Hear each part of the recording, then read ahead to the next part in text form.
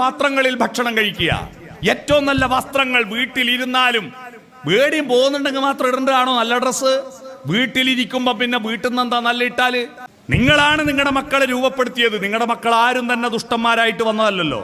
എല്ലാ കുട്ടിയും ജനിച്ചത്, ഞാൻ ഇന്നത്തെ ഫേസ്ബുക്ക് പോസ്റ്റിൽ ഞാനിട്ടത്, എല്ലാ കുട്ടികളും ജനിക്കുമ്പോൾ ദൈവപുത്രന്മാരായിരുന്നു. പിന്നീട് അവർ ചെകുത്താന്റെ സന്തതികളായി പോകുന്നതിന് അവർ ഉത്തരവാദിയല്ല. എൻ്റെ നാട്ടിൽ മാലൂർ ഒരു കാതറാജിയുണ്ട്, വലിയ കൊലപ്പാട്ടക്കാരനാ, ഈ നേന്ത്രക്കൊലേന്റെ പാട്ടക്കാരൻ. ഇയാൾ ഒരു ദിവസം കാഞ്ഞങ്ങാട് വെച്ച് കണ്ട് കാതറാജി നോക്കുമ്പോൾ കംപ്ലീറ്റ് കറ പരങ്ങിയിട്ടുള്ള ഒരു ചാർട്ടും മുണ്ടു. ഞാൻ ചോദിച്ചു, അല്ല കാതറാജിക്ക് നിങ്ങളെത്ര വലിയ പൈസക്കാരനാ, എന്നിട്ട് ഇങ്ങക്ക് മര്യാദയ്ക്ക് ഒരു ഷർട്ടും മുണ്ടും ഇട്ടൂടെ ഇങ്ങക്ക്? അപ്പൊ കാതറാജിക്കാ പറയാ, ഞാൻ ഈടെ ആയിരിക്കാം മോനെ അറിയാവുക, ഈടെ ഞാൻ നല്ല ഇട്ടിട്ട് എന്താ കാര്യോ? നല്ല ഇട്ടിട്ട് എന്താ കാര്യം? അന്നെ ഈടെ ആർക്കും അറിയാവോ? ഇല്ല. ഒരാഴ്ച കഴിഞ്ഞ് നോക്കുമ്പോ കൂത്തുപറമ്പിൽ ഇതേ വസ്ത്രം ഇട്ടിട്ട്.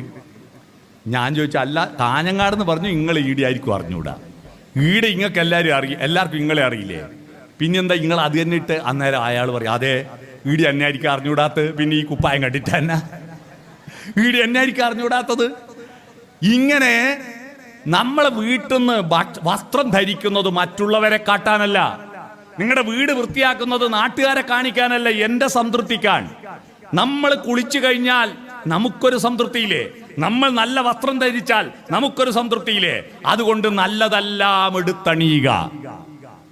പണം ഉപയോഗിച്ചിട്ട് ഫലപ്രദമായി എൻ്റെ അടുത്ത തലമുറക്ക് കൊടുക്കാൻ വേണ്ടി സൂക്ഷിച്ച് വെക്കും. മര്യാദയ്ക്കൊന്നും തിന്നാണ്ട്, മര്യാദയ്ക്കൊന്നും ചെലവാക്കാണ്ട് സൂക്ഷിച്ച് വെക്കും. എന്നിട്ടോ നിങ്ങൾ 5 ലക്ഷം ഉറുപ്പിയുണ്ട് എൻ്റെ അക്കൗണ്ടിൽ എന്നെല്ലാം പറഞ്ഞാൽ പിള്ളേർക്ക് മൂക്കിൽ വലിക്കാനില്ല. അത് നാട്ടിലൊരു ചൊല്ലില്ലേ, ഉറുമ്പ് അരിച്ചു കൊണ്ടുവച്ചത് കാക്കൊക്കെ ഒരു കോരലിനേ ഉള്ളൂന്ന്. പിള്ളേർക്ക് കഴിഞ്ഞ ദിവസം ഇരുട്ടിന്ന് ഒരു രക്ഷിതാവ് പറയാ, എന്നോട് മോൻ ചോദിക്കുക, ലുലു മാളിൽ ടൂർ പോയിക്കോട്ടെ, ആയിക്കോട്ടെ, എത്ര പൈസ വേണ്ട? 1 ലക്ഷം ഉറുപ്പ്യ. 1 ലക്ഷം ഉറുപ്പ്യ ടൂർ പോയാൽ? 1 ലക്ഷം ഉറുപ്പ്യ ഇല്ലാണ്ട് ആടെ പോയിട്ട് എന്തെന്ന് വാങ്ങാനായിരുന്നു? പിള്ളേർക്ക് ഇതൊന്നും വലിയ പൈസയല്ല. അതുകൊണ്ട് അവർക്ക് വേണ്ടിയിട്ട് നിങ്ങൾ നശിപ്പിക്കണമെന്ന് ഞാൻ പറയുന്നില്ല. ചെലവാക്കാതെ വെച്ചിട്ട് വെറുതെ ജന്മം നശിപ്പിക്കല്ല. അടുത്ത ജന്മത്തിൽ സുഖമായിട്ട് അയക്കൂറിയും ആകോലിയും കൂട്ടി ചോറ് തിന്നാ ഇപ്പൊ ആനക്ക് മതി എന്ന് പറഞ്ഞാൽ അടുത്ത ജന്മം ഉണ്ടെന്ന് ഉറപ്പുണ്ടായിരിക്കും.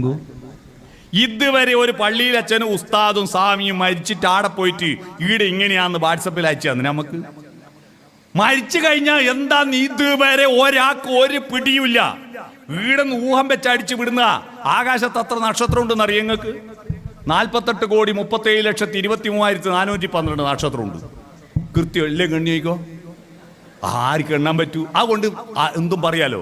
അതുകൊണ്ട് മരിച്ചു കഴിഞ്ഞാൽ എന്താന്ന് ഒരു പിടിയും ഇന്നോളം ആർക്കും പിടികിട്ടിയില്ല. അതുകൊണ്ട് അവിടെ സ്വർഗം, അവിടെ ജന്നത്തുൽ ഫിർദൗസ്, അവിടെ പിന്നെ പറുദീസയൊക്കെ ഉണ്ട് എന്നൊക്കെ പറയുന്നത് ഇവിടെ ഇരുന്നവരാ. ഇവിടുന്ന് പറഞ്ഞ പോയവരൊന്നും പറഞ്ഞിട്ടില്ല, ഇവിടുന്ന് പറഞ്ഞ. അതുകൊണ്ട് നമുക്ക് കിട്ടിയിരിക്കുന്ന ഈ ജന്മം ഇതുവരെ നമ്മൾ ഒരുപാട് അനുഭവിച്ചു, കഷ്ടപ്പെട്ടു. നമ്മുടെ ഒരു ഭാഗ്യം നിങ്ങൾ നോക്കുക. നമ്മൾ ഒരിക്കലും നമ്മുടെ ജീവിതത്തെ ശപിക്കേണ്ട. നമ്മൾ മഹാഭാഗ്യവാന്മാരാ. നമുക്ക് പഴയ പട്ടിണിയും ദാരിദ്ര്യമൊക്കെ ഉണ്ടായിരുന്നെങ്കിലും ഗ്രാമീണതയുടെ ആ തോട്ടില് തോർത്തിട്ട് മീൻ പിടിച്ച് പരൽമീന് പിടിച്ച ആ അനുഭവം നമുക്കില്ലേ? പ്രഭാതത്തിൽ ഉദിച്ചു വരുന്ന സൂര്യകിരണങ്ങളേറ്റിട്ട് മുറ്റത്തെ വയലിലെ വരമ്പിലെ പുൽക്കൊടിത്തുമ്പിന്റെ മൂർധാവിലെ മഞ്ഞുതുള്ളികൾ ചുവന്നു വരുന്നത് കണ്ടിട്ട് ഉഷാകിരണങ്ങൾ പുൽകി പുൽകി തുഷാരബിന്ദുവിൻ വദനം ചുവന്നു പകലിൻ മാറിൽ ദിനകരകരങ്ങൾ പവിഴമാലികകൾ അണിഞ്ഞു എന്ന് പാട്ടുപാടാൻ, ആ പാട്ട് കേട്ടിട്ട് പുഴ നീന്തി പൂങ്കുന്നു ചുറ്റുന്ന കാറ്റിന്റെ അകതാരിൽ കസ്തൂരി ഗന്ധം അനുഭവിച്ചുകൊണ്ട് പുഴയിൽ നീന്തി കുളിക്കാൻ, കുളത്തിൽ കുളിക്കാൻ, പച്ചവെള്ളം പാളയിൽ വെള്ളം വലിച്ചിട്ട് നെല്ലിക്ക ചവച്ചിട്ട് കയ്യിൽ ഒഴിച്ചു തരുമ്പം കുടിക്കുമ്പോ ആ നെല്ലിക്കയുടെ മധുരം ആസ്വദിക്കാൻ നമുക്ക് കഴിഞ്ഞിട്ടില്ലേ? അതും ആസ്വദിക്കാൻ പറ്റി. ആധുനിക ടെക്നോളജിയുടെ സുഖങ്ങളും ആസ്വദിക്കാൻ പറ്റി. ബിരിയാണി തിന്നാൻ പറ്റി, നല്ല ഫോൺ ഉപയോഗിക്കാൻ പറ്റി, നമുക്ക് നല്ല നല്ല സുഖം AC റൂമിൽ കിടക്കാൻ പറ്റി, നല്ല നല്ല വാഹനങ്ങൾ കാണാൻ പറ്റി. നമ്മൾ രണ്ടും അനുഭവിച്ചവരാ. പഴമയുടെ സൗന്ദര്യവും പുതുമയുടെ സൗകര്യവും രണ്ടും അനുഭവിച്ച ഭാഗ്യവാന്മാരാ നമ്മൾ. നമ്മുടെ അച്ഛനമ്മമാർക്ക് പുതിയതിന്റെ സൗന്ദര്യവും പുതിയതിന്റെ സൗകര്യവും ഒന്നും കിട്ടിയിട്ടില്ല. അവര് നടന്നിട്ടാ പോയേ. അവർക്ക് മര്യാദയ്ക്ക് ചെരുപ്പുണ്ടായിരുന്നില്ല. അവർക്ക് ഒരുപാട് കഷ്ടപ്പാട് ബുദ്ധിമുട്ടുമായിട്ട് അവർ മരിച്ചുപോയത്. മരിക്കാത്തവരുണ്ടെങ്കിൽ അവർ ഭാഗ്യവാന്മാർ. എന്നാൽ നമ്മുടെ പ്രപിതാമഹന്മാർക്ക് ആധുനികതയുടെ സൗകര്യം അനുഭവിക്കാൻ പറ്റിയിട്ടില്ല. നമ്മുടെ പുതിയ തലമുറയിലെ ഫ്രീക്കന്മാരില്ലേ, ഫ്രീക്കന്മാർ എന്ന് പറഞ്ഞാൽ എന്താണെന്നറിയാവോ? ഫ്രീക്കന്മാർ എന്ന് പറഞ്ഞാൽ അറിയില്ല അല്ലേ? അരക്കൊടുക്കുന്ന പാൻറ് ചന്തീൻ്റെ അടിയിലാക്കി കൊടുക്കുന്ന പിള്ളേരെ കണ്ടിട്ടില്ലേ? അത് തന്നെ ഫ്രീക്കന്മാർ. മുടിയെല്ലാം ഇങ്ങനെയാക്കിയിട്ട് വെള്ളനരി ചെത്തിയ പോലത്തെ മുടിയാക്കിയിട്ട് നടക്കുന്ന ഈ ഫ്രീക്കന്മാർക്ക് പഴമയുടെ സൗന്ദര്യം ആസ്വദിക്കാൻ പറ്റിയിട്ടുണ്ടോ? നമ്മുടെ ബാല്യകാലത്തിലെ ബന്ധങ്ങളുണ്ടോ? സൗഹൃദ ബന്ധങ്ങളുണ്ടോ? ഒന്നും ആസ്വദിക്കാൻ പറ്റിയിട്ടില്ല. നമ്മൾ രണ്ടും കണ്ടവരാ. പഴമയുടെ സൗന്ദര്യവും പുതുമയുടെ സൗകര്യവും അനുഭവിക്കാൻ ഭാഗ്യം കിട്ടിയ നമുക്ക് ഇതുവരെയില്ല ആ ജീവിതം സാർത്ഥകമാണ്. ഇനിയും സാർത്ഥകമാക്കണമെങ്കിൽ നല്ല ഈ മത്തി അയിലയും മാത്രമല്ല, നല്ല നല്ല മീനുണ്ട്, നല്ല നല്ല ഭക്ഷണമുണ്ട്, നല്ല നല്ല യാത്രകൾ പോകണം. യാത്ര പോകാൻ എന്തിനാ? ആരുണ്ട് സഹായം? പൈസ അട്ടിവെക്കണ്ട. കിട്ടിയ ചാൻസിന് ഒന്ന് മൈസൂര് പോയിട്ട് വന്നൂടെ? പൈസ ഞാൻ തരാം, എന്നെ കൂട്ടി മൈസൂര് പോയിട്ട് വന്നൂടെ? ഒന്ന് തിരുവനന്തപുരം പോയിട്ട് വന്നൂടെ? ഒന്ന് എറണാകുളത്തേക്ക് വിമാനത്തിൽ മരിക്കുന്ന ഇടയ്ക്ക് ഈ ജന്മത്തിൽ വിമാനത്തിൽ കയറാണ്ട് പിന്നെ അടുത്ത ജന്മത്തിലേക്ക് കയറിയങ്ങൾ മട്ടൻ്റെ ഒന്ന് എറണാകുളത്തേക്ക് ഒന്ന് വിമാനത്തിൽ, തിരുവനന്തപുരത്തേക്ക് ഒന്ന് വിമാനത്തിൽ പോവാ. 2 മാസം മുമ്പേ ബുക്ക് ചെയ്താൽ 2000 ഉറുപ്പ്യക്ക് പോവാ. അവിടെ പോയിട്ട് ഇങ്ങോട്ട് ട്രെയിനും വന്നൂടെ? വിമാനത്തിലൊന്ന് കയറിക്കൂടെ എന്ന് അല്ലേ? വിമാനത്തിലൊന്ന് കയറിക്കൂടെ? എൻ്റെ അമ്മേനെയും എൻ്റെ ഭാര്യൻ്റെ അമ്മേനെയും ഞാൻ വിമാനത്തിൽ കൂട്ടിയിട്ട് പോയി. ഞാൻ ബാംഗ്ലൂർ പോകുമ്പോൾ അവരെയും കൂട്ടി വിമാനത്തിൽ, ബോംബെ പോകുമ്പോൾ അവരെയും കൂട്ടി വിമാനത്തിൽ. അവർക്കും ഉണ്ടാവില്ല ഒരു ആഗ്രഹം. അതൊക്കെ പൂർത്തീകരിക്കണം. അതുകൊണ്ട് ജീവിതം ആസ്വദിച്ചിടണമോരോ വരിയും ആനന്ദ സന്ദേശരസ മധുരം. എന്തുകൊണ്ടാ? ഇന്നോ നാളെയോ വിളക്കു കേടും, പിന്നെയോ ശൂന്യമാം അന്ധകാരം. കാവ്യപുസ്തകമല്ലോ ജീവിതം. ജീവിതത്തെ കാവ്യപുസ്തകമാക്കാൻ പണത്തെ ഫലപ്രദമായി ഉപയോഗപ്പെടുത്തുക. നമ്പർ 1. നമ്പർ 2, കമ്മ്യൂണിക്കേഷൻ സോഫ്റ്റനാക്കുക. നിങ്ങളെ വീട്ടുകാരും അയൽവാസികളും സുഹൃത്തുക്കളും നാട്ടുകാരുമായിട്ട് ഇപ്പൊ നിങ്ങൾക്ക് വാട്സപ്പ് ഗ്രൂപ്പെല്ലാം ഉണ്ടാവുമല്ലോ. ഈ പൂർവ്വ വിദ്യാർത്ഥി സംഗമം ഇങ്ങനെ വളരാനുള്ള പ്രധാനപ്പെട്ട കാരണം വാട്സപ്പാ അല്ലേ? വീണ്ടും ഒന്ന് കണ്ടൂടെ? അന്ന് പ്രേമം തോന്നി ഒരുപാട് പെണ്ണുണ്ടാവും, ഒരുപാട് ചെക്കനുണ്ടാവും. പക്ഷെ മിണ്ടാൻ പേടിയാ. അതിന്റെ കാരണം എന്താ? ആരാദ്യം പറയും. ഇതുകൊണ്ടാ പലതും മിണ്ടാത്ത. ഞാനിപ്പോ കഴിഞ്ഞ ദിവസം എൻ്റെ കൂടെ പഠിച്ചൊരു പെണ്ണ് ഇങ്ങനെ നിന്ന് ഞങ്ങളിങ്ങനെ തമാശ പറയുമ്പോൾ പറഞ്ഞു, നീ അറിയടോ, UP 7ാം ക്ലാസ് പഠിക്കുമ്പോൾ നിങ്ങൾ 3 പഠിപ്പിസ്റ്റുകൾ, ഞങ്ങളെ ക്ലാസ്സിൽ 3 പഠിപ്പിസ്റ്റ് പെൺകുട്ടികളുണ്ടായിരുന്നു. ഇവര് 3 ആളും കൂടി നിങ്ങളെ 3 ആളെ പ്രേമിക്കാൻ തീരുമാനിച്ചു. 7ാം ക്ലാസ്സിലെ പെൺകുട്ടികൾ നമുക്ക് അറിയയില്ല. എന്നിട്ട് ആരെയാ പ്രേമിക്കാം?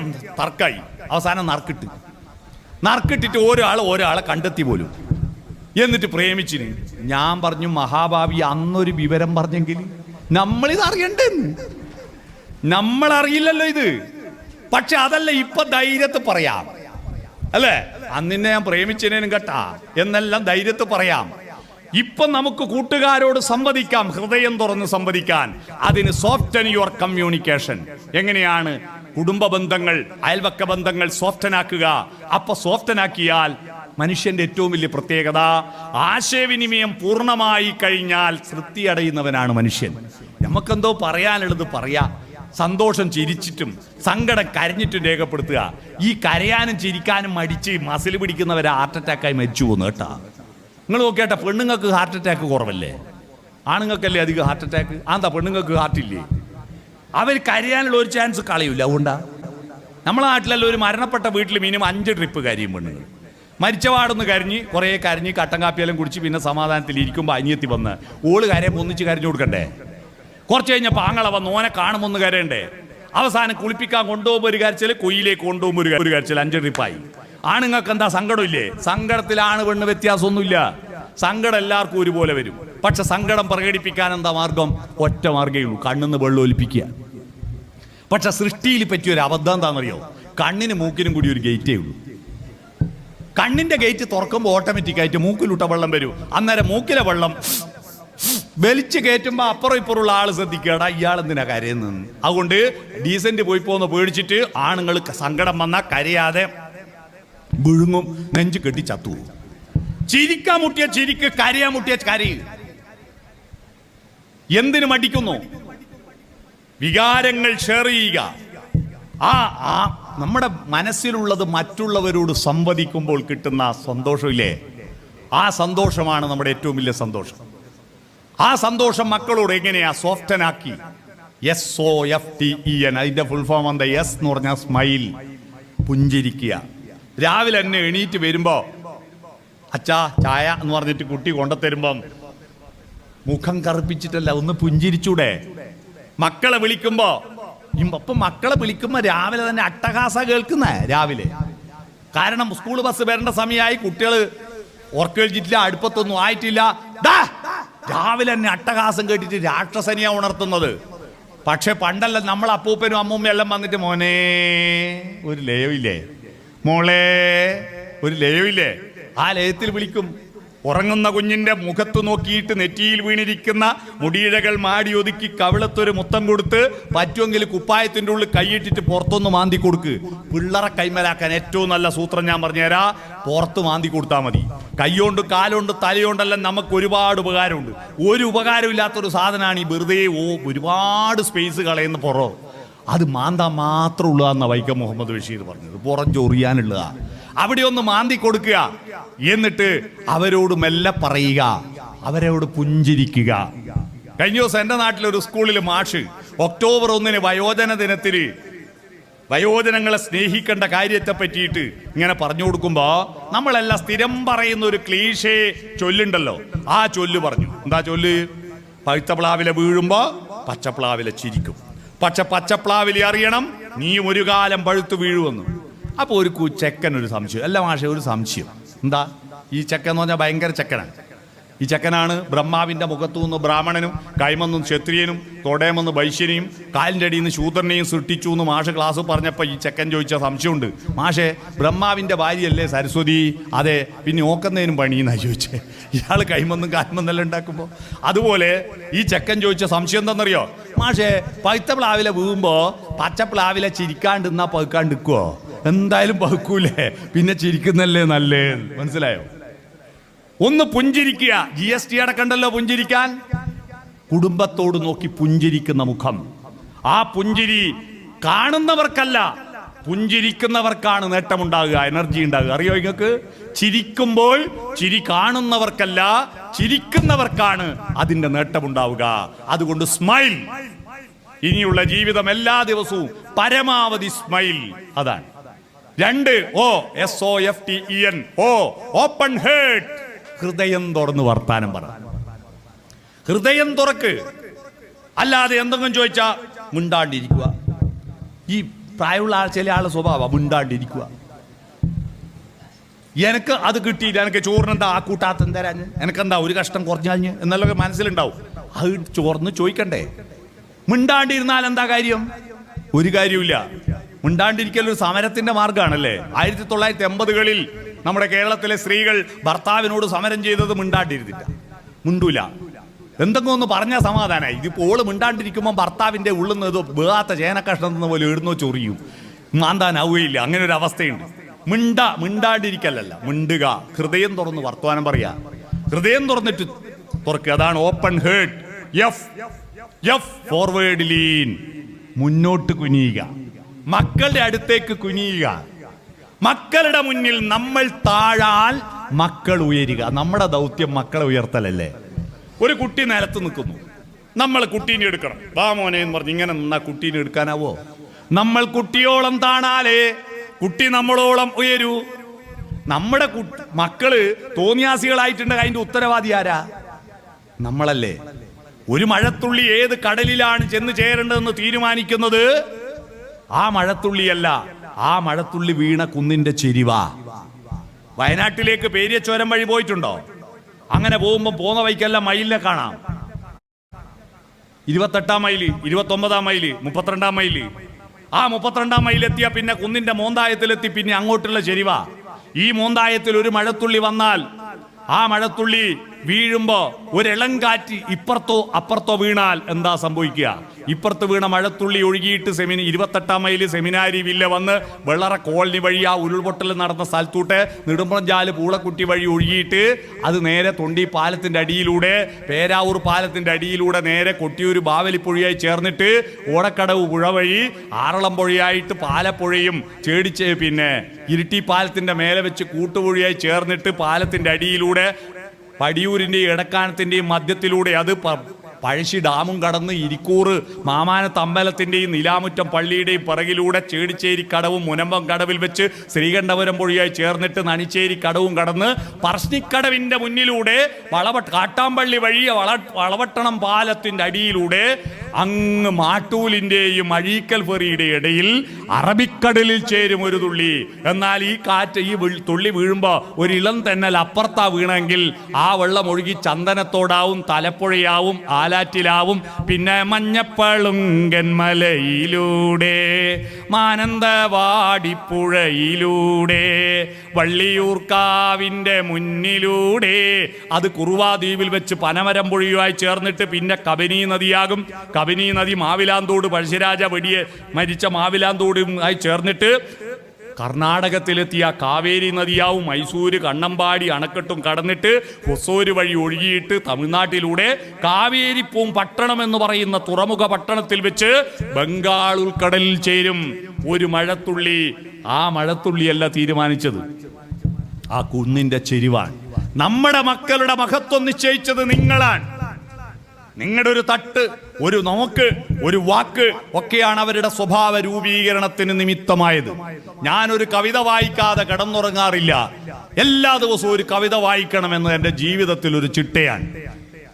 ആ ചിട്ടയ്ക്ക് കാരണക്കാരിയായത് സ്കൂൾ LP സ്കൂൾ പഠിക്കുമ്പോൾ എൻ്റെ അമ്മ എനിക്ക് കവിത ചൊല്ലിത്തരുന്നത് കേട്ടാസ്വദിച്ച് പഠിക്കാറുള്ളത് കൊണ്ടാണ്.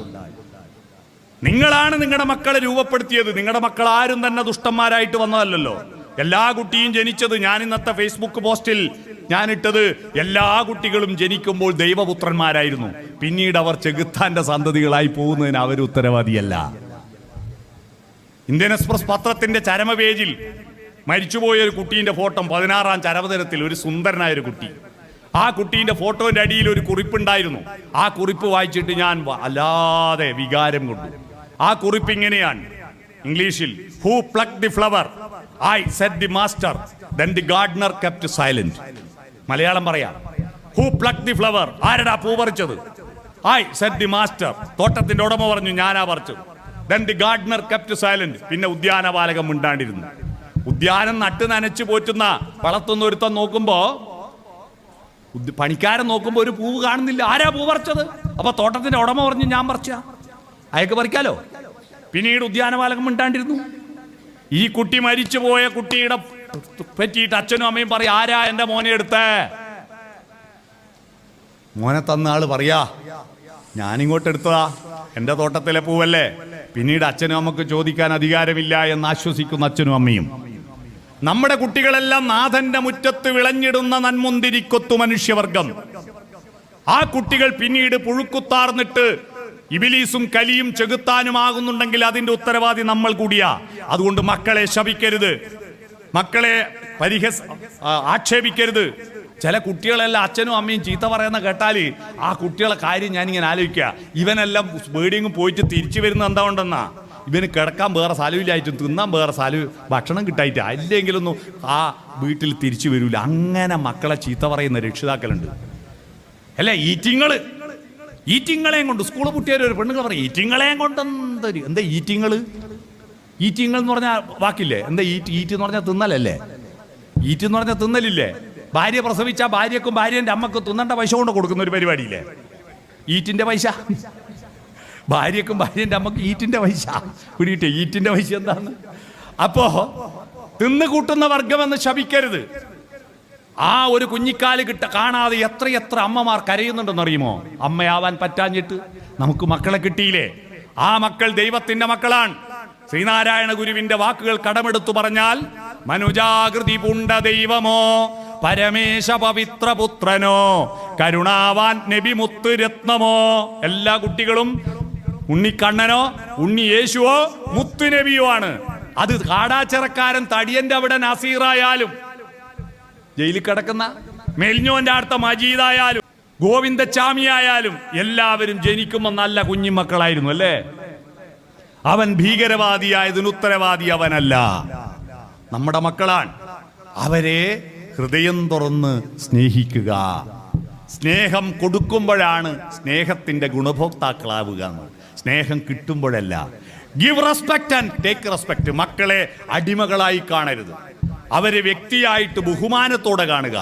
അവർ നിങ്ങളെയും ബഹുമാനിക്കും. അതുകൊണ്ട് ഓപ്പൺ ഹേർട്ട്, ഫോർവേഡ് ലീൻ. കുട്ടികളുടെ അടുത്തേക്കും കുനിയുക, കുട്ടികളുടെ മുന്നിൽ നമ്മൾ താഴുക. അപ്പോൾ കുട്ടികൾ നമ്മളെ ഉയർത്തിക്കോളും. നമ്മളല്ലാതെ ഞാൻ അച്ഛനാ ഞാൻ അമ്മയാ എന്ന് പറഞ്ഞിട്ട് ഇങ്ങനെ കളിച്ചാൽ കുട്ടികൾ, ഇന്നത്തെ കുട്ടികൾ മൈൻഡ് ചെയ്യില്ല. അവരോടടുത്താലേ അവരടുക്കൂ കേട്ടോ.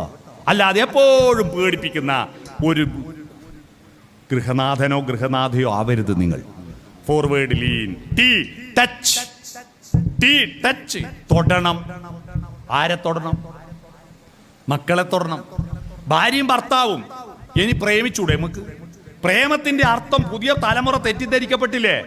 നമ്മളെ കാലത്ത് പ്രേമം എന്ന് പറഞ്ഞാൽ സൗന്ദര്യത്തിന് പുറത്തുള്ള സൗന്ദര്യത്തെ നോക്കിയിട്ടല്ല, ആരെയും ഭാവഗായകനാക്കും ആത്മസൗന്ദര്യമാണു നീ. ആത്മാവിന്റെ സൗന്ദര്യത്തെ പ്രേമിച്ചു. അവളുടെ ശരീരത്തെ തൊടാറില്ല. തരളകപോലങ്ങൾ നുള്ളി നോവിക്കാതെ തഴുകാതെ ഞാൻ നോക്കി നിന്നു ഞാനുമൊരന്യനെ പോൽ, വെറുമന്യനെ പോൽ. അങ്ങനെ ആത്മാവിനെ പ്രേമിച്ചു. അവൾ പ്രേമിച്ചിട്ട് അവസാനം വേറെ കല്യാണം കഴിച്ചു പോയാലും നമ്മൾ അവളെ ശപിക്കാറില്ല. ഉണ്ടോ? അലിഞ്ഞു ചേർന്നതിൻ ശേഷമൻ ജീവനെ പിരിഞ്ഞു പോയി നീ, എങ്കിലും എന്നും മംഗളം നേരുന്നു ഞാൻ. മംഗളം നേരെ അറിയുള്ളൂ നമ്മള്. അവളുടെ വേറെ കല്യാണം കഴിച്ചിട്ട് എനിക്ക് മക്കളില്ലാണ്ടായി പോകത്തിന് ശപിക്കലുണ്ടോ നമ്മള്?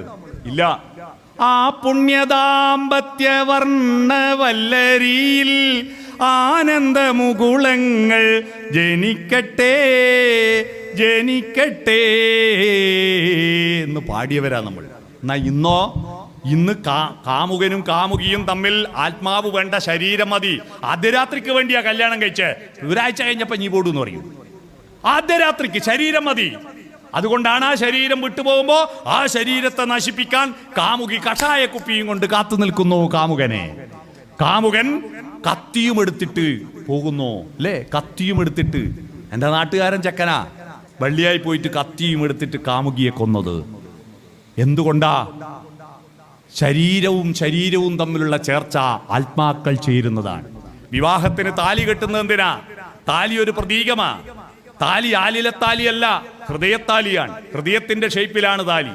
ഭർത്താവിന്റെ ഹൃദയം ഭാര്യയുടെ ഹൃദയത്തോട് ചേർത്ത് വെക്കുന്നു. ഹൃദയം പറിച്ച് ചേർത്ത് വെക്കാൻ പറ്റാത്ത കൊണ്ട് അത് പ്രതീകമാക്കിയിട്ട് ഒരു സ്വർണത്തിന്റെ താലിയാക്കിയിട്ട് ഇവിടെ ഫെവിക്കോൾ കൊണ്ട് ഒട്ടാത്ത കൊണ്ടാണ് നൂലുമ കെട്ടിക്കകത്ത് കെട്ടുന്നത്. ഇതിന്റെ അർത്ഥം അറിയാത്ത പൊട്ടന്മാര് ഇല്ലാത്ത ലോണും കടവും വാങ്ങിയിട്ട് വലിയ പൈസേന്റെ മാല വാങ്ങിയിട്ട് താലി കെട്ടു. ഭൂരിപക്ഷം മലയാളികളുടെ ഭർത്താക്കന്മാരുടെ ഹൃദയവും ഭാര്യന്റെ ഹൃദയത്തിന്റെ നേരെയല്ല കൊടൽമല ഉള്ളത്. മനസ്സിലായോ? താലി എടിയാ നിൽക്കണ്ടേ? ഇവിടെ ഹൃദയത്തിന്റെ നേരെ നിൽക്കണം, ഹൃദയത്തോട് ചേർത്ത് വെക്കല. അതിന്റെ അർത്ഥം അറിയാത്ത കൊണ്ടാ കൊടൽമേൽ നിൽക്കുന്നത് താലി. മനസ്സിലായോ? ഇന്ന് പോയിട്ട് കട്ട് ചെയ്തോ. മനസ്സിലായില്ലേ? ഹൃദയവും ചേരണം. ടച്ച്, ചേർന്ന് പിടിക്കും. നിങ്ങൾ ഭാര്യയും ഭർത്താവും ഒന്ന് അടുത്തിരുന്നിട്ട് കൈകൾ കോർത്ത് പിടിച്ചാലെന്താ? ഒന്ന് ചുമലിൽ കൈവച്ചാലെന്താ? ഐ ലവ് യു പറഞ്ഞാലെന്താ? ഭാര്യയും ഭർത്താവും ഐ ലവ് യു പറയാത്ത ഒരു ജനതയാ മലയാളികൾ. കല്യാണം വരെ 100 പ്രാവശ്യം ഐ ലവ് യു അയക്കും. കല്യാണം കഴിഞ്ഞാൽ ഒരു തവണ ഐ ലവ് യു പറഞ്ഞു. നിങ്ങൾ പറഞ്ഞനാ പോരാ, പറഞ്ഞാലെന്താ? മക്കള് കേട്ടാൽ അവർക്ക് സന്തോഷാ. അച്ഛൻ അമ്മയോടും അമ്മ അച്ഛനോടും ഐ ലവ് യു പറയുന്ന കണ്ട മക്കൾക്ക് നല്ല സ്വഭാവമായിരിക്കും. അച്ഛനും അമ്മയും പ്രേമിക്കുന്നത് കണ്ട മക്കളുടെ സ്വഭാവം മനഃശാസ്ത്രജ്ഞന്മാർ പറയുന്നത് അവർ നല്ല സ്വഭാവമുള്ളവരായിരിക്കും. അച്ഛനും അമ്മയും കലഹം ചെയ്യുന്ന, എപ്പോഴും കീരിമൂർഖന് പോയ ആയിട്ടുള്ള ജീവിക്കുന്ന കുടുംബത്തിലെ കുട്ടികളാണ് സ്വഭാവ വൈകൃതം കാണിക്കുന്നത്. അതുകൊണ്ട് പ്രേമിക്ക്. ഞാൻ കഴിഞ്ഞ ദിവസം ഇതൊരു ക്ലാസ്സിലെടുത്തപ്പോൾ ഒരാൾ പറയാ, കല്യാണം കഴിഞ്ഞാൽ പിന്നെ ഐ ലവ് യു പറയാത്ത എന്താണെന്ന് അറിയോ സാറേ? എന്താ, ഇലക്ഷൻ കഴിഞ്ഞാൽ പിന്നെ എന്തിനാപ്പാ പ്രചരണോ? അതുകൊണ്ടാന്ന്. ഇലക്ഷൻ കഴിഞ്ഞവരല്ലേ പ്രചരണം കൊണ്ടു. ഇലക്ഷൻ കഴിഞ്ഞിട്ടില്ല, നിങ്ങളുടെ സെലക്ഷൻ കഴിഞ്ഞിട്ട്, സെലക്ഷൻ കഴിഞ്ഞല്ലോ, ഇനി നിങ്ങളുടെ മരണം വരെ ഇലക്ഷൻ തന്നെയാ. ഇനി വേറെ സെലക്ട് ചെയ്യാനില്ലല്ലോ, മരണം വരെ ഇലക്ഷനാണ്. അതുകൊണ്ട് ടച്ച്, SOFT, ടച്ച്, തൊടുക, ഹൃദയത്തിൽ തൊടുക, ചുമലിലൊന്ന് കൈവെക്കുക, ശരീരത്തിൽ തൊടുക, മനസ്സിലായോ? ടച്ച്. ഇരുട്ടത്ത് മാത്രമേ ടച്ച് ചെയ്യൂ എന്നുള്ള ഭാഷ പിടിക്കുന്ന ദമ്പതിമാരാണ് മലയാളികൾ. എന്ത് പൊട്ടന്മാരാ! വാതിലടച്ച് ഇരുട്ടത്ത് മാത്രമേ തൊടൂ, പകൽ വെളിച്ചത്ത് തൊടാൻ പാടില്ല എന്ന് ഏതെങ്കിലും കിതാബിൽ എഴുതി വെച്ചിനാ? അതിനെന്തിനാ നാണിക്കുന്നത്? നിങ്ങൾ ആരാന്റെ ഭാര്യനെ ഒന്നും അല്ലല്ലോ തൊടുന്നേ. അവനവന്റെ ഭാര്യനെ തൊട്ടാൽണ്ടാ, അതിൽ ഒരു നാണവും വേണ്ട. അത് നിങ്ങളുടെ ഊർജം വർദ്ധിപ്പിക്കും, ഉറപ്പായിട്ട് പറയാം. ഇനി SOFT, ഐ കോണ്ടാക്ട്, കണ്ണിൽ നോക്കി വർത്തമാനം പറയാം. കണ്ണിൽ നോക്കി വർത്തമാനം പറയാം, ആരോടെങ്കിലും നോക്കിയിട്ട് വർത്തമാനം പറയല്ല. അതിനാണ് ഭക്ഷണം കഴിക്കുമ്പോൾ ഒന്ന് വട്ടത്തിലിരിക്കുക, എന്നിട്ട് എല്ലാവരും ഒരുമിച്ചിരുന്ന് ഭക്ഷണം കഴിക്കുക. അന്നേരം അപ്പുറത്തിൽ വറവ് ഇങ്ങന്ന് വാരുവോ അങ്ങനെ ആക്കുന്ന ഒരു വീടില്ലേ, നല്ല വീടാ, അത് നല്ല വീടാ. കണ്ണിൽ നോക്കി വർത്താനം. ഇപ്പൊ എന്താ, ഒരു കൈമേൽ മൊബൈലും വെച്ചിട്ടാ തിന്നുക, അല്ലെങ്കിൽ TVയും തുറന്നിട്ടാ തിന്നുക. TV കാണുമ്പോൾ ചെയ്യാൻ പറ്റിയ ഒറ്റൊരു പണിയേ ഉള്ളൂ. എന്താ അത്? ഭക്ഷണം കഴിക്കൽ മാത്രം, വേറെ ഒരു പണിയും നടക്കൂല. TV, റേഡിയോ കേൾക്കുമ്പോൾ എന്ത് പണിയും നടക്കും. നിങ്ങളെല്ലാവരും ഒരു റേഡിയോ വാങ്ങും. ആ റേഡിയോ വാങ്ങിയാൽ നിങ്ങൾക്കുണ്ടാകുന്ന ആനന്ദം TV തരൂല കേട്ടോ. സംസ്കാരമുള്ളത് മാത്രമേ റേഡിയോയിൽ വരൂ, വൃത്തികെട്ട് ഒന്നും റേഡിയോയിൽ വരൂല. മനസ്സിലായോ? അതുകൊണ്ട് എല്ലാവരും റേഡിയോ വാങ്ങുക. രാവിലെ 5:45 ആ സ്റ്റേഷൻ തുറക്കുന്ന ഒരു ഒച്ച കേട്ടാൽ തന്നെ അന്നത്തെ ദിവസം നല്ലൊരു മൂടാവും. 5:45 തുറന്നു വെക്കുക, രാത്രി 11:15 വരെ പാട്ടെല്ലാം കേട്ടിട്ട് കിടന്നുറങ്ങിയൊക്കെ അത് നിങ്ങളുടെ വീട്ടിന് ഭയങ്കര ഒരു സംസ്കാരം നൽകും. TV കാണുമ്പോൾ ഇതേ നടക്കൂ. കുഞ്ഞുണ്ണി മാഷ് പറഞ്ഞിട്ടുണ്ട്, വായിലേക്കുള്ള വഴി കൈക്ക് കാണാപ്പാടം, വായിൽ നിന്നുള്ള വഴി നാവിനു തെറ്റുന്നു മിക്കപ്പോഴും. അല്ലേ? വായിലേക്കുള്ള വഴി കൈക്ക് കാണാപ്പാടല്ലേ? രാത്രി ചോറ് ഒന്ന് കൊടുക്കുമ്പോൾ പെട്ടെന്ന് കരണ്ട് പോയി, ആരെങ്കിലും വായി കാണായിട്ട് ചോറ് വാരി ചെവി കൊണ്ടുവച്ചിട്ടുണ്ട്? ഇല്ല, വായിലേക്കുള്ള വഴി കൈക്ക് കാണാപ്പാടം. അപ്പൊ TV കാണുമ്പോൾ ഇതങ്ങ് നടക്കും. അത് നിർത്തിയിട്ട് കണ്ണിൽ നോക്കി വർത്തമാനം പറയുക, മുഖത്തോട് മുഖം നോക്കുക, മക്കളുടെ മുഖത്ത് നോക്കുക, ഭാര്യയും ഭർത്തവും മുഖത്ത് നോക്കുക. അതാണ് ഐ കോണ്ടാക്ട്. ഇനി അവസാനത്തെ SOFT, എന്ന് പറഞ്ഞാൽ നോഡിങ്. എന്താ നോഡിങ്? നമ്മുടെ തലയിട ഫിറ്റ് ചെയ്ത് എന്തിനാ? ഇങ്ങോട്ടും തിരിക്കാം, മേലോട്ടും നോക്കാം, താഴോട്ടും നോക്കാം, ചുഴറ്റാം. തല കുലിക്കണം. തല കുലിക്കാനുള്ള ഒരു പാട്ടോ ഒരു തായമ്പകയോ കേൾക്കുമ്പോ തല കുലുക്കി ആസ്വദിക്കുന്നില്ലേ? തല കുലിക്കാനുള്ളതാ, അല്ലാതെ ഈ കുതിരക്ക് ജീന വെച്ച പോലെ ഇങ്ങനെ നിൽക്കാനുള്ളതല്ല. തല കുലിക്കുക. മക്കൾ വർത്താനം പറയുമ്പോ തല കുലിക്കുക, അവൻ പറയുന്നത് കേൾക്കുക. ഇത്തരത്തിൽ നിങ്ങളുടെ കുടുംബ ബന്ധങ്ങൾ സോഫ്റ്റനാക്കുക. SOFT, മൃദുലമാക്കുക. നിങ്ങളുടെ ജീവിതത്തിൽ പ്രഷറിന്റെ ഗുളിക കുറക്കാം. രസം, ആനന്ദം. നമുക്ക് ആനന്ദമാണ് വേണ്ടത്. എന്താ ആനന്ദം? മധുരിപു ഭഗവാൻ മാനസമുരളിയെ ചുംബിച്ചുണർത്തുന്നൊരാനന്ദ ലഹരിയിൽ ആന്തോളനം. എന്ത് ആന്തോളനം എന്ന് അറിയാവോ? പണ്ടെല്ലാം നമ്മളെല്ലാം ചെറുപ്പത്തിൽ കിണറ്റിലെ വെള്ളം പറ്റി അപ്പുറത്തെ വീട്ടിൽ വെള്ളം കോരാൻ പോയില്ലേ?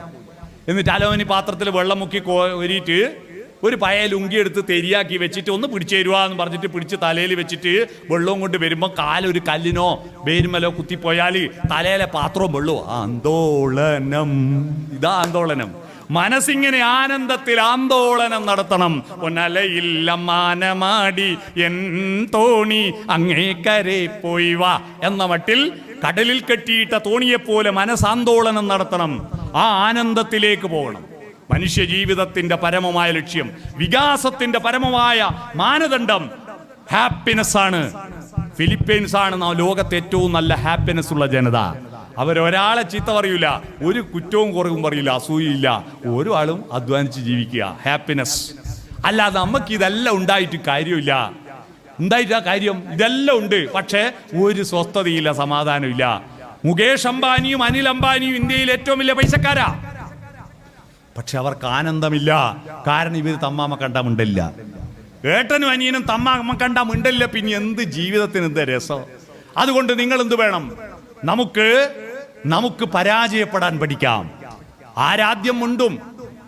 ആരോടെങ്കിലും വെറുപ്പുണ്ടെങ്കിൽ മിണ്ടാതിരിക്കരുത്. ആരാ മുൻകൈ എടുക്കേണ്ടത്? രണ്ടാൾ തമ്മിൽ തർക്കമുണ്ടെങ്കിൽ അവര് തമ്മിൽ സംഭാഷണം നടത്താൻ മുൻകൈ എടുക്കേണ്ടത് ഒറ്റൊരാളേ ഉള്ളൂ. ആരാത്? ഒന്ന് എഴുതിയിട്ട് ഇംഗ്ലീഷിൽ വായിച്ച ആളാ. ആരാ? ഞാനാണ്. പക്ഷേ അല്ല, നമ്മളെല്ലാം യു. ഐ അല്ല, യു. ഇങ്ങനെയല്ലേ യു? നീ മിണ്ടിയാ ഞാൻ മിണ്ടാ, ഒരിക്കലും മിണ്ടലുണ്ടാവില്ല. അതുകൊണ്ട് മിണ്ടാതിരിക്കുന്ന ആരുണ്ടെങ്കിൽ ഇത് ഈ ക്ലാസ് കഴിഞ്ഞ് തിരിച്ചു പോയാ ഇന്ന് തന്നെ ഫോണ് വിളിച്ച് മിണ്ടുക. ഞാൻ ഇങ്ങനെ ഒരു ക്ലാസ് എടുത്തിട്ട് കേളകം പഞ്ചായത്തിൽ ഒരു മെമ്പർ ഒരു ദിവസം രാവിലെ എൻ്റെ വീട്ടിൽ വന്നു. ഞാൻ ചോദിച്ചു, എന്താ? നിങ്ങളെ ക്ലാസ് കേട്ടിട്ട് എൻ്റെ ജീവിതത്തിൽ ഒരു ഗുണമുണ്ടായി. എന്താ? ഞാനും പഞ്ചായത്ത് പ്രസിഡന്റും തമ്മിൽ കണ്ടിട്ട് മിണ്ടാത്ത കുറേ കാലമായി. യോഗത്തിന് പോവും, മുഖത്തോട് മുഖം നോക്കൂല. ഞങ്ങൾ ചെറുപ്പത്തിൽ ഭയങ്കര കമ്പനിയായിരുന്നു. പക്ഷേ പ്രസിഡന്റ് സ്ഥാനം ഓന് കിട്ടിയവരെ ഞാൻ ഓനോട് മിണ്ടില്ല. നമ്മൾ തർക്കമായിരുന്നു, മിണ്ടലില്ല. അപ്പൊ മിണ്ടണമെന്നുണ്ട്, പക്ഷെ മിണ്ടില്ല. അപ്പൊ ഓൻ മിണ്ടിയാ ഞാൻ മിണ്ടാന്ന് ഞാൻ വിചാരിച്ചു, ഞാൻ മിണ്ടിയാ ഓൻ മിണ്ടെന്ന് ഓൻ വിചാരിച്ചു. നിങ്ങളെ ക്ലാസ് കേട്ടപ്പോൾ ഞാൻ വിചാരിച്ചു എന്നാ പിന്നെ മിണ്ടിക്കളിയാ. ഞാൻ ഫോൺ എടുത്ത് ഡയൽ ചെയ്ത് ലാൻഡ് ഫോണിൽ. എൻ്റെ നമ്പർ കണ്ട അവൻ എടുക്കൂല. ലാൻഡ് ഫോണിൽ ഫോൺ എടുത്തു. എന്താ ചോദിച്ചു. ആരാ? അപ്പൊ ഞാൻ പറഞ്ഞു ഇന്നതാ ആളാ. എന്താ വിളിച്ചേ? ഒരു വല്ലാത്ത ഒച്ചത്. എനിക്കിന്നോട് സംസാരിക്കണം. ഞാൻ അങ്ങോട്ട് വരട്ടടാ എന്ന് ചോദിച്ചു. എൻ്റെ സാറ് നിങ്ങൾ പറഞ്ഞ് എല്ലാം മുളിഞ്ഞു പോയി. അവൻ എന്താ പറഞ്ഞെന്നറിയോ? ഇങ്ങോട്ട് വരണ്ട, 10 മിനിറ്റ് കൊണ്ട് ഞാൻ എൻ്റെ വീട്ടിലേക്ക് അങ്ങോട്ട് വരും. 10 മിനിറ്റ് കൊണ്ടോ ജീപ്പ് എടുത്ത് എൻ്റെ വീട്ടിൽ വന്നു. ഞങ്ങൾ കെട്ടിപ്പിടിച്ച് കരഞ്ഞു. എന്തിനു 3 കൊല്ലം ഞങ്ങൾ മിണ്ടാണ്ടിരുന്നു എന്ന് ഇപ്പം ആലോചിച്ചിട്ട് പശ്ചാത്താപം തോന്നുന്നു.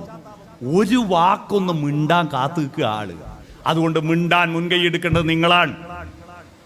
നിങ്ങൾ മുൻകൈ എടുക്കുക, വെറുപ്പ് ഒഴിവാക്കുക, എല്ലാവരും സ്നേഹിച്ച് സുന്ദരമായി ജീവിക്കുക. അത്തരത്തിൽ നമ്മുടെ കുടുംബ ബന്ധങ്ങൾ ആർദ്രമാക്കുക. പരന്ന അറിവും ആഴമുള്ള അറിവും നമുക്കുണ്ടായിരുന്നു. ഇന്നത്തെ കുട്ടികൾക്ക് നമ്മളെ 10 ഇരട്ടി ബുദ്ധി ഉണ്ട് അല്ലേ? 10 ഇരട്ടി ബുദ്ധി ഉണ്ട്. ഇപ്പൊ 5G ഫോൺ ഇറങ്ങാൻ പോവാ. രണ്ടും ഒരുപോലത്തെ ഫോൺ വാങ്ങുക. നിങ്ങളെ മക്കൾക്ക് ഒരു ഫോൺ കൊടുക്കുക, നിങ്ങൾ കൊടുക്കുക. ഇതാരാ ആദ്യം പഠിക്കാൻ നോക്കാലോ? പിള്ളേർ ഇത് പലതും പെട്ടെന്ന് ഡൗൺലോഡ് ചെയ്യും. നമ്മളിങ്ങനെ വഴിതെറ്റിയ വിമാനം എഴുതി ഇറക്കേണ്ടതെന്ന് കളിക്കാൻ വേണ്ടി ഇങ്ങനെ കളിക്കും. എന്നാ നാട്ടിലൊരു വലിയ പൈസക്കാരനുണ്ട്, വലിയ കച്ചവടക്കാരനാണ്. ഞെക്കുന്ന കടന്നപ്പള്ളി MLA പോലെ ഞെക്കുന്ന ഫോണേ ഉള്ളൂ. ഒരു കല്യാണ വീട്ടിൽ നിന്ന് ഇങ്ങനെ ഞെക്കുമ്പോൾ നമ്മളെ പ്രീക്കന്മാർ ഇദ്ദേഹത്തെ കുറവാക്കി. പൈസക്കാരനെന്ന് പറഞ്ഞിട്ട് എന്താ പിശുക്കനാണ്, പയഞ്ച ഫോൺ എടുത്ത് നടക്കുന്നു. ഇത് ഇയാളെ ഭാര്യ കേട്ട് വീട്ടിൽ പോയി ബഹളം വെച്ച് നിങ്ങൾ ഈ പയഞ്ച ഫോൺ എടുത്ത് നടന്നിട്ട് ഞങ്ങൾ നാണം കെടുക, പഴയ ഫോൺ എടുത്തോളം ഒളിപ്പിച്ച്. അങ്ങനെ അടുത്ത ദിവസം ഞാൻ റോഡ് മേലെ വിട്ട് പോകുമ്പോൾ അദ്ദേഹം പറഞ്ഞു ഞാനും ടച്ചിലായി. ഒരാഴ്ച കഴിഞ്ഞപ്പോൾ ഇദ്ദേഹത്തിന്റെ ആവേശമെല്ലാം പോയി. എന്താ ബാലകൃഷ്ണേട്ടാ? ഒന്നും പറയണ്ട, പൈസയും കൊടുത്ത് കടിക്കുന്ന നായിനെ വാങ്ങിയ പോലെയാണ്. എന്താ അത്? ഈ രാഗത്ത് എന്തല്ലോ വരുന്നുടോ. ഇത് ചെവിക്ക് തൊടുമ്പോൾ കട്ടായി പോവുക. ചിലപ്പോൾ ചെവിക്ക് ഇങ്ങനെ ഒരഞ്ഞു പോയിട്ടുണ്ട്. മേലെ നിന്നെന്തല്ലോ കീഞ്ഞു വരും. പിന്നെ എങ്ങനെ അതിനെ മടക്കി പറഞ്ഞേക്കേണ്ടത് തിരിയുന്നില്ല. പക്ഷെ ഇവർക്കൊരു ചെറിയ മോനുണ്ട്, പ്രജീഷ്, 3ാം ക്ലാസ്. ഇവൻ ഒറ്റയാഴ്ച കൊണ്ട് ഈ ഫോണിന്റെ എല്ലാ ഡീറ്റെയിലും പഠിച്ചു. ഞായറാഴ്ച അച്ഛനും മോനും ലീവാ. ഞാൻ റോഡ് മേലൂട്ട നടന്നു വരുമ്പോൾ വരാന്തയിൽ സോഫയമേൽ ഇരുന്നിട്ട് അച്ഛനും മോനും അച്ഛനെ ഫോൺ ഉപയോഗിക്കാൻ പഠിപ്പിക്കുക. അതിൻ്റെ ഇടയിൽ ഈ ചെക്കൻ അച്ഛനോട് പറയുന്ന ഒരു വാക്ക് കേൾക്കണോ? ഏടാ അച്ഛ പോട്ട, അങ്ങനെയല്ല. അത് കേട്ടിട്ട് അച്ഛൻ വിനീത വിധേയനായി നിൽക്കുക. അങ്ങനെ പറയുന്നൊരു മോനുണ്ട്, നമ്മളെ ഭാഗ്യാട്ടാ. ഏടാ അച്ഛ പോട്ട എന്ന് പറഞ്ഞാല് അതെന്തൊരു നല്ല അച്ഛമ്മ ബന്ധാ. നിങ്ങൾ ആലോചിച്ചേക്കട്ടെ, അതെന്തൊരു ആർദ്രതയാ. നമ്മളെ കുട്ടികളെ നല്ല വിവരമുള്ളവരാ, പക്ഷേ അവരുടെ അറിവ് പരന്നതാ. അത് പ്ലസ് അല്ല, മൈനസാ. അത് ആഴമുണ്ടാക്കി കൊടുക്കണം. അപ്പോൾ ആഴം ഇങ്ങനെ വരച്ചാലേ അത് പ്ലസ് ആവും. ആഴമുണ്ടാക്കി കൊടുക്കാൻ ഒറ്റൊരു വാക്ക് മാത്രം, അറിവിന്റെ ആഴത്തെ പറ്റി എന്തായിരിക്കണം നിങ്ങൾ പുതിയ തലമുറയോട് സംവദിക്കേണ്ടതെന്ന് ഒരു വാക്ക് മാത്രം പറഞ്ഞിട്ട് ഞാൻ എൻ്റെ ക്ലാസ് നിർത്താം. ആ വാക്ക് നിങ്ങൾ പറഞ്ഞോ. ലോകത്തിലെ ഏറ്റവും സുന്ദരമായ ഒരു വാക്ക് പറയൂ. ലോകത്തിലെ ഏറ്റവും സുന്ദരമായ ഒരു വാക്ക് ലവ്. പിന്നെ വേറെ എന്തും കൊണ്ടോ? സുന്ദരമായ ഒരു വാക്ക് പറഞ്ഞു, ലവ്. അമ്മ എന്ന് പറഞ്ഞിട്ടുണ്ട് അവിടെ അല്ലേ? അമ്മ. ഈ ലവ് അതിൽ പെട്ടു അല്ലേ? ലവ്, വാത്സല്യം എല്ലാം അമ്മയെപ്പെട്ടില്ലേ? അമ്മയാണ് ഏറ്റവും സുന്ദരമായ വാക്കെന്ന് അഭിപ്രായമുള്ള ആരുണ്ടെങ്കിൽ കൈയടിച്ചാട്ടെ. അപ്പൊ ഭൂരിപക്ഷം അമ്മക്കാ. അപ്പൊ അമ്മ വിജയിച്ച്. ആ അമ്മ എന്ന വാക്കിനെ നമുക്ക് പ്ലസ് ആക്കാം. പുതിയ തലമുറയോട് വാട്ടീസ് അമ്മ എന്ന് ചോദിച്ചവൻ ഗൂഗിളിൽ തപ്പും. വാട്ടീസ് അമ്മ? ഗർഭം ധരിച്ചവൾ, പ്രസവിച്ചവർ, മുലയൂട്ടിയവൾ, ഇതാണ് അമ്മ. അല്ലെ അലക്കി തരുന്നവർ, ഷഡ്ഡി വരെ അലക്കി കൊടുക്കുന്ന അമ്മമാരുണ്ട്. ഒരിക്കലും ചെയ്യരുത്. കുട്ടികളോട് ചെയ്യുന്ന മഹാഭാവ. ഞാൻ കുടുംബശ്രീയിലൂടെ ഒരു സർവേ എടുത്തപ്പോൾ കേരളത്തിൽ 87% പുരുഷന്മാർ അവനവൻ്റെ അണ്ടർവെയർ അലക്കാത്തവരാ. ഭാര്യനെയും പിന്നെ അമ്മേനെയും പെങ്ങളെല്ലാം ഏൽപ്പിക്കും. എന്ത് വൃത്തികേടാന്ന്. അവനവൻ്റെ അണ്ടർവെയർ ഒന്ന് അലക്കിയിട്ടാൽത്താ. ചില ആൾ വിചാരിക്കുന്നുണ്ട് ഈ കുരുപ്പനെ വിളിച്ചിട്ട് ആവത്തായല്ലോ എന്ന്. അല്ലേ അണ്ടർവെയർ അവനവന്. ഇതെല്ലാം ചെയ്തു തരുന്നവളാണ് അമ്മ എന്ന് കുട്ടികൾ തെറ്റിദ്ധരിക്കുന്നു. അതല്ല, അത് പരന്നർത്ഥ. അതിനൊരാഴമുണ്ട്. എന്താണ്? ലോകത്തിലെ ഏറ്റവും സുന്ദരമായ പാട്ടുകൾ പാടുന്നവരമ്മമാരാ. ആ സുന്ദരമായ പാട്ട് കേട്ടിട്ടാ നമ്മളെല്ലാം ഉറങ്ങിയേ. താരാട്ടുപാട്ടുകളാണ് ലോകത്തിലെ ഏറ്റവും സുന്ദരമായ പാട്ടുകൾ, അല്ലേ? സുന്ദരമായ പാട്ടുകൾ. ആ പാട്ടുകളിൽ അമ്മമാർ ഉപയോഗിക്കുന്ന അക്ഷരങ്ങൾ ശ്രദ്ധിച്ചിട്ടുണ്ടോ? MA മലയാളമോ ഇംഗ്ലീഷോ ഹിന്ദിയോ പഠിച്ചവർക്കറിയാം ഒരു പേപ്പറിന്റെ പേര് ഫോണറ്റിക്സ് എന്നാണ്. ഫോണറ്റിക്സ്, സ്വനശാസ്ത്രം. ശബ്ദം കണ്ഠത്തിൽ നിന്നും വായിൽ നിന്നും പുറത്തേക്ക് വരുന്ന വിവിധ സ്ഥാനങ്ങൾ വെച്ചിട്ട് അർത്ഥതലങ്ങൾ സൃഷ്ടിക്കുന്നതിനാണ് ഫോണറ്റിക്സ് എന്ന് പറയാ. ഈ ഫോണറ്റിക്സ് എന്ന ശാസ്ത്രം വരുന്നതിന് മുമ്പ് ഫോണറ്റിക്സ് അറിയുന്നവരെ അമ്മമാര് അവര് കുട്ടിയെ താരാട്ടുപാട്ട് പാടുമ്പോൾ ഉപയോഗിക്കുന്ന അക്ഷരങ്ങൾ സ്വരാക്ഷരം മാത്രം ഉപയോഗിച്ചാൽ കുട്ടിക്ക് അക്ഷരജ്ഞാനം ഉണ്ടാവില്ല. ആ ഈ ഊന്ന് മാത്രം പാടിയാൽ മതിയോ? എന്നാ കാങ്ങാന്ന് പാടിയാൽ കുട്ടി ഉറങ്ങൂല. അതുകൊണ്ട് സ്വരത്തിന്റെയും വ്യഞ്ജനത്തിന്റെയും മധ്യത്തിലുള്ള 4 അക്ഷരമുണ്ട്, മധ്യമാക്ഷരങ്ങൾ. ആ മധ്യമാക്ഷരങ്ങളാണ് താരാട്ടുപാട്ടിൽ ഉപയോഗിക്കുക. യാരാലാവ, യാ യാ യാ യാ, രാരീ രാരീരം രാരോ, ലാ ലാ ലാ ലാ ലാ ലാ ലാ ലാ ലാ ലാ ലാ, വാവേ വാവം വാവോ, യാരാലാവ. പിടികിട്ടിയോ? അങ്ങനെ താരാട്ടുപാട്ടുപാടി ഉറങ്ങിക്കഴിഞ്ഞ കുട്ടിയെ കൊണ്ടുപോയി കിടത്തുന്ന കണ്ടിട്ടുണ്ടോ?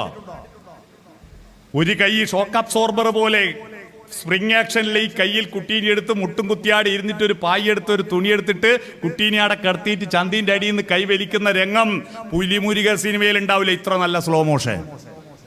എത്ര മല്ലയാണ് കുട്ടിയെ കിടത്തുക. എന്നിട്ടൊരു പുതപ്പ് മേലെടുത്തിട്ട് ഒരു തുണി മേലെടുത്തിട്ട് തുടക്ക 2 മുട്ടും മുട്ടി ഉറങ്ങി ഉറപ്പ് വരുത്തിയാൽ മുട്ടുകുത്തി എണീറ്റ് മുടിയും കെട്ടി പടീൻ്റെ അടുത്ത് എത്തുമ്പോൾ ഉണ്ട് ചെക്കനുണ്ടാവുമോ ഓർക്ക് എളിയുന്നു എന്നുള്ളൊരു തിരിഞ്ഞു നോട്ടം. ചിരിയും ചിരിച്ചിട്ട് ആ ഒരു നോട്ടത്തിൻ്റെ ചാരുത ഐശ്വര്യ റോയ്ക്ക് കിട്ടുമോ?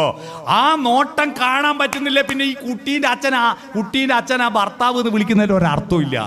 എന്തൊരു സൗന്ദര്യമായിരിക്കും. ആ ഉറങ്ങുന്ന കുട്ടിയുടെ അമ്മയ്ക്ക് കുയിലിന്റെ പാട്ട് നമുക്കിഷ്ടം, അമ്മക്ക് ഇഷ്ടമല്ല. കാരണം കുയിലിനെ ശകാരിക്കും, കുയിലേ നിന്റെ പാട്ടിന്റെ വോളിയം കുറക്ക്, എൻ്റെ മോൻ ഉറങ്ങുകയാണ്. നിലാവെളിച്ചം നമുക്കിഷ്ട. പക്ഷെ നിലാവിന്റെ ശിശിരരശ്മികൾ ജനലഴികൾക്കിടയിലൂടെ ഊർന്നിറങ്ങി ഉറങ്ങുന്ന കുഞ്ഞിന്റെ കൺപോളകളിൽ സ്പർശിച്ച് അവന്റെ സ്വപ്നങ്ങളുടെ നിറം കെട്ടുപോകാതിരിക്കാൻ നിലാവേ നിന്റെ വോൾട്ടേജ് കുറക്കണേന്ന് പറയുന്നവളാണ് അമ്മ.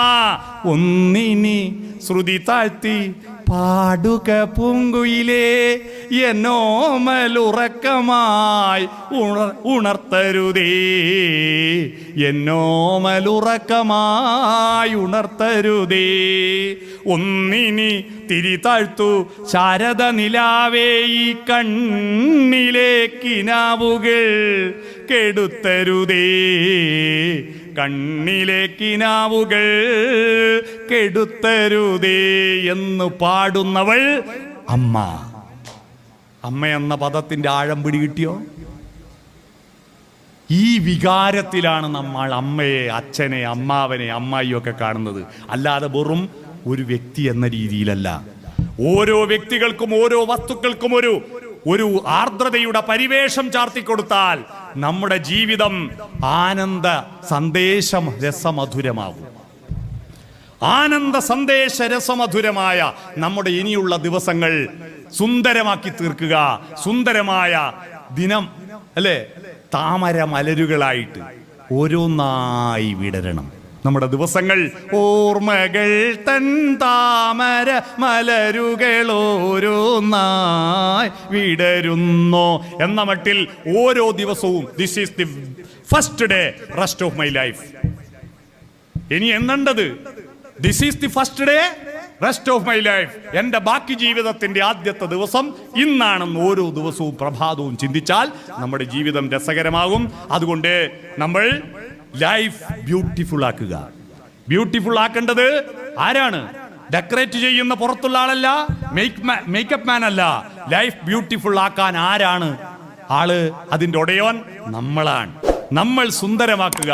അങ്ങനെ സുന്ദരമായ ഇനിയുള്ള ജീവിതം രസകരമാക്കി മുന്നോട്ട് പോകാൻ നിങ്ങൾക്ക് കഴിയട്ടെ എന്ന് ആശംസിച്ചുകൊണ്ട് ഈ വിശക്കുന്ന നേരത്ത്, നട്ടുച്ച നേരത്ത് എൻ്റെ നട്ടപ്പെരാന്തം കേട്ടിരുന്ന നിങ്ങൾക്ക് നന്ദി പറയുന്നു.